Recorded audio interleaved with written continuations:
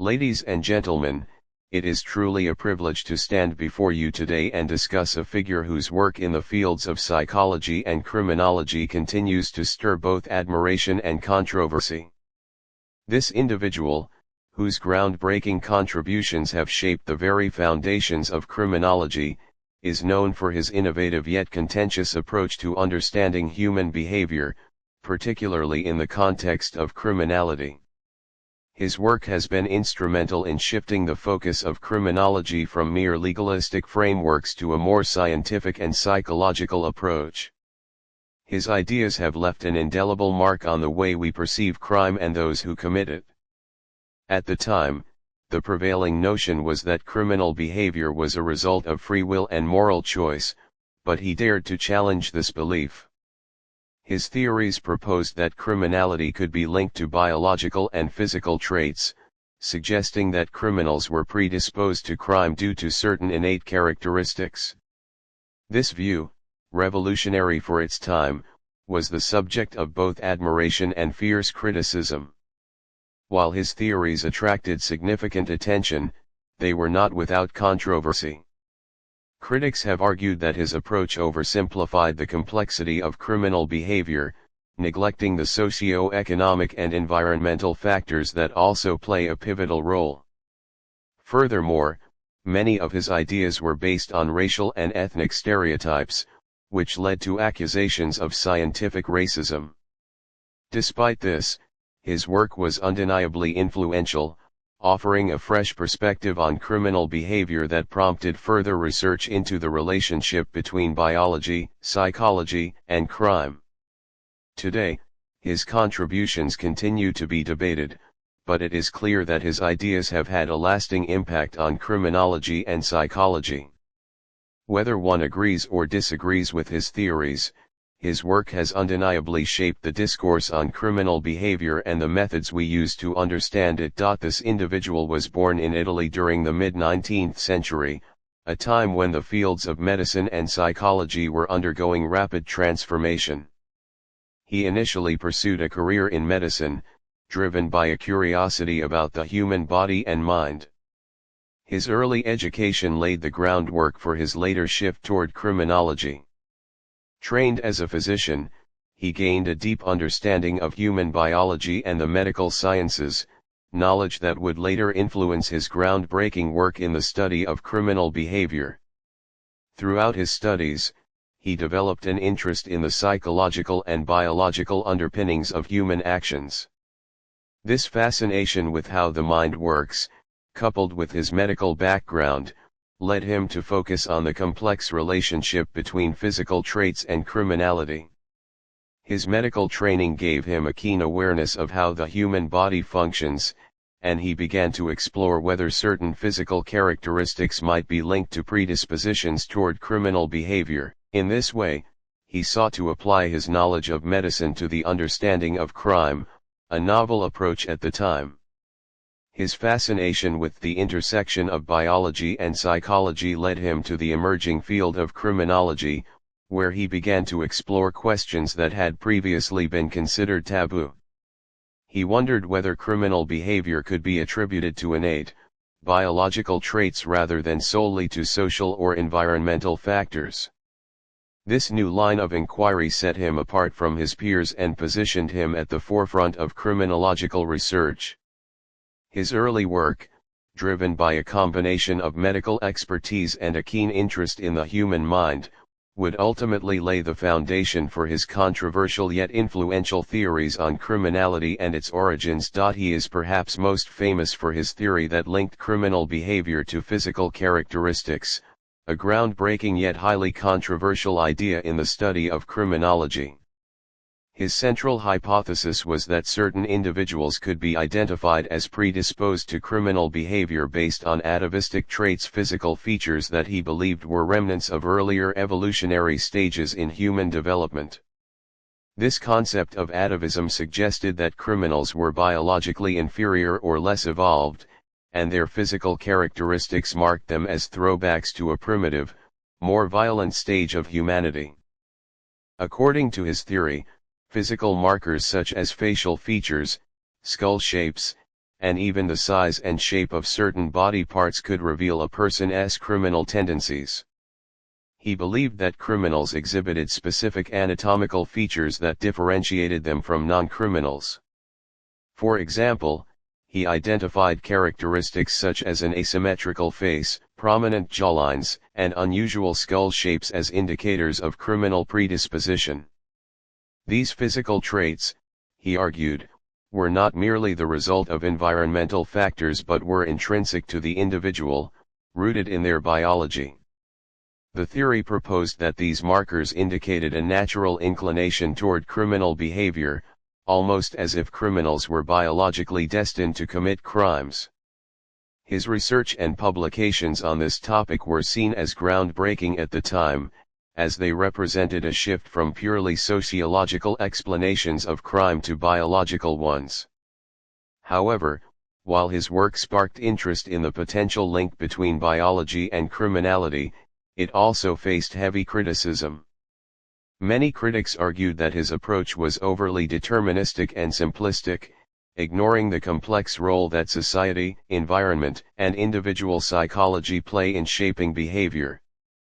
Despite the criticism, his theories were influential in shaping early criminological thought and encouraged further investigation into the biological factors behind crime. His work was revolutionary because it brought a scientific lens to the study of crime, transforming criminology from a field rooted in philosophy and morality to one based on empirical investigation.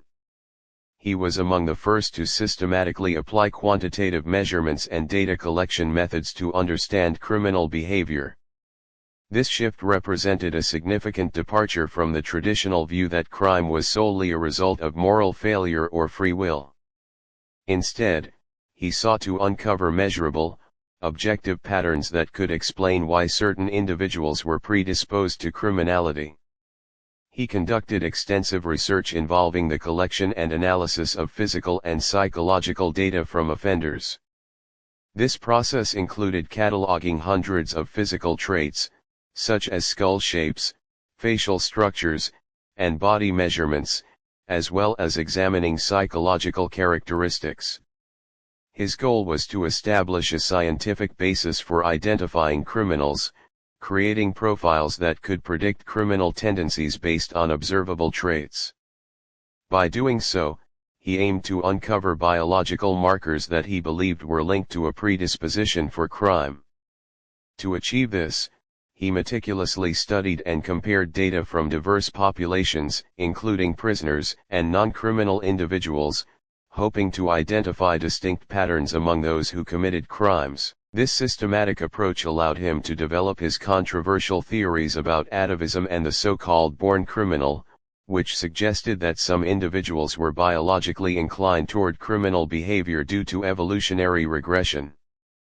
Although his methods and conclusions faced criticism for being overly deterministic and sometimes flawed, his dedication to using data and empirical evidence laid the groundwork for modern criminological research. His approach inspired future studies that expanded on the role of biology, psychology, and environmental factors in shaping human behavior.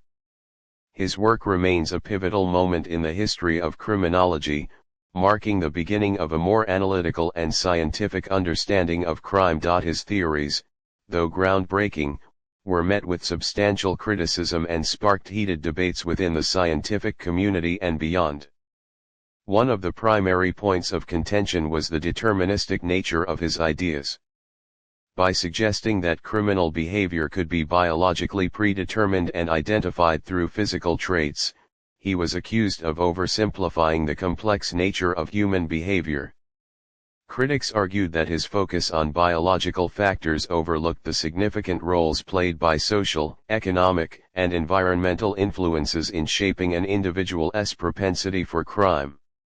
This narrow perspective, they believed, failed to account for the broader societal structures that contribute to criminality, such as poverty, inequality, and lack of education. A particularly controversial aspect of his work was the tendency to associate criminality with specific physical features, which often aligned with racial and ethnic stereotypes. This approach led to accusations of scientific racism, as he frequently linked certain physical traits prevalent in particular ethnic groups to a predisposition for criminal behavior. These claims not only lacked robust scientific evidence but also perpetuated harmful biases and discrimination, contributing to the stigmatization of marginalized communities. Furthermore, his methodology was criticized for its lack of rigor and for the subjective nature of many of his observations. The reliance on physical measurements and superficial traits as indicators of criminality was seen as a flawed and reductionist approach that failed to consider the psychological, cultural, and individual factors that influence behavior. Despite these criticisms, his work played an important role in igniting discussions about the biological and psychological underpinnings of crime. While many of his theories have been debunked or evolved, the controversy surrounding his work underscores the importance of approaching scientific research with caution, avoiding biases, and considering the multifaceted nature of human behavior. His legacy serves as both a cautionary tale and a milestone in the evolution of criminological thought. Despite the significant controversy surrounding his work, his contributions undeniably played a pivotal role in shaping criminology as a formal discipline. By introducing a scientific approach to the study of crime, he shifted the focus from moralistic and punitive views to an analytical framework that sought to uncover the underlying causes of criminal behavior. His emphasis on empirical methods, such as collecting data and cataloging physical traits, laid an important foundation for the development of modern criminal psychology and forensic science.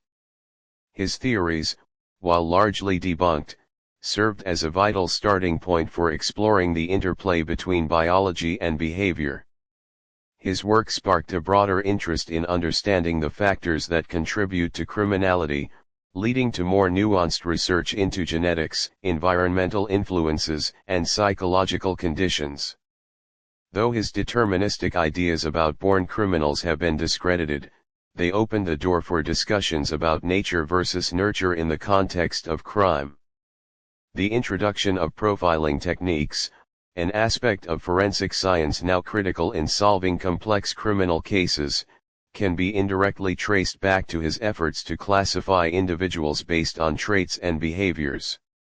His attempt to link physical characteristics to criminal tendencies, although flawed, inspired further advancements in understanding criminal behavior through scientific inquiry. Moreover, his work highlighted the need for interdisciplinary approaches to crime, encouraging collaboration between psychologists, sociologists, and medical professionals. Modern criminology builds on this legacy by addressing the multifactorial nature of criminality, incorporating insights from biology, psychology, and social sciences to create a more comprehensive picture. While his theories remain a cautionary example of the dangers of bias in research, his influence on the evolution of criminology cannot be denied. His contributions continue to serve as a reminder of the importance of challenging established norms and constantly refining our understanding of human behavior. He was known for his unwavering convictions and his willingness to challenge conventional wisdom, traits that defined his personality and career. As a thinker and researcher, he demonstrated a relentless drive to uncover truths about human behavior, particularly in the realm of criminality. This determination often placed him at odds with his contemporaries, as his theories frequently diverged from traditional beliefs about crime and morality. Nevertheless, he remained steadfast in his pursuit of knowledge, even when his ideas provoke significant controversy and criticism. What set him apart was his fearless approach to addressing questions that many considered taboo. He was unafraid to propose radical theories, test unconventional ideas, and push the boundaries of scientific inquiry. His determination to apply empirical methods to the study of crime reflected his belief that science held the key to understanding and addressing complex human behaviors. This commitment to innovation, despite the risks of professional backlash, demonstrated his bold and pioneering spirit. His willingness to question established norms and embrace new perspectives shaped his approach to criminology. Rather than accepting prevailing ideas about crime as a moral failing or a purely societal issue, he sought to uncover deeper, potentially biological causes. This fresh perspective, while controversial, contributed significantly to the development of criminology as a scientific discipline. Despite the contentious nature of his work, his passion for discovery and his dedication to advancing knowledge earned him both respect and notoriety. His career serves as a testament to the importance of intellectual courage and persistence, reminding us that meaningful progress often requires challenging the status quo and enduring criticism. His character and approach continue to inspire debate and reflection, underscoring the value of innovation and resilience in the pursuit of understanding human behavior. The legacy of his work is both multifaceted and enduring, reflecting a complex interplay of groundbreaking innovation and contentious ideas.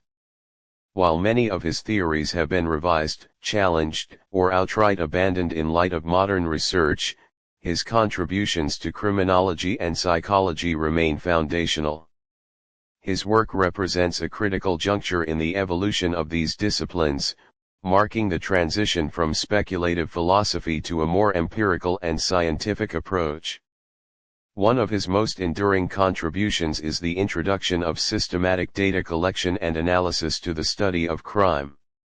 By emphasizing the importance of using scientific methods, he inspired subsequent generations of criminologists and psychologists to explore criminal behavior with greater precision and rigor.